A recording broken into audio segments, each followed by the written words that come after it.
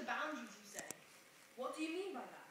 Do you mean taking a world record and beating it? Or pushing against the wall? I'm not doing a speech on how to push against walls, or even push physical boundaries. No, I will be focusing on the boundaries of attitude, and how, with a few brave people pushing the boundaries, attitudes can be changed and social justice is achieved. Woman getting the vote? Yeah, right. In 1892, that was the attitude of most of the public, even some women. In 1893, however, New Zealand really pushed the boundaries by being the first country in the world to give women the basic right of voting in a parliamentary election. To all the women in the room, how would you feel if you weren't allowed to vote at the next election simply because you were born female? By pushing social and political boundaries, suffragist Kate Shepherd and her supporters achieved this social justice for the women of New Zealand. Much of the world was soon to follow.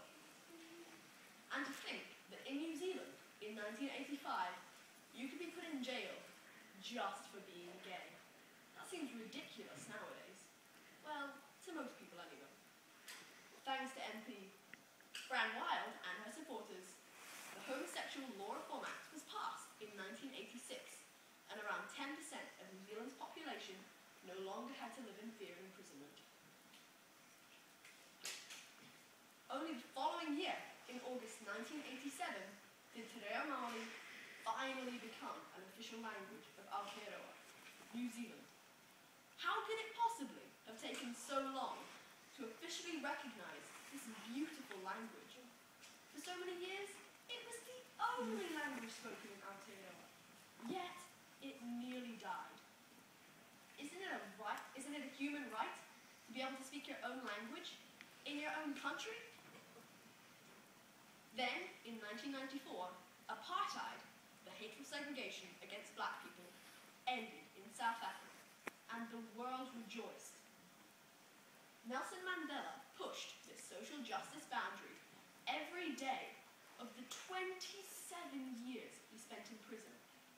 Then, after all his struggles, he became president of South Africa, and is still an inspiration to millions. All these things were radical in their time, truly seen as pushing the boundaries of life as we knew it. When we reflect on them now, they seem regular and commonplace. But many of our basic rights didn't just happen. They were bravely fought for. There is still lots of discrimination that exists in our world, even in our own country. What issue do you feel is worth pushing the boundaries for? Will you be our next civil rights champion?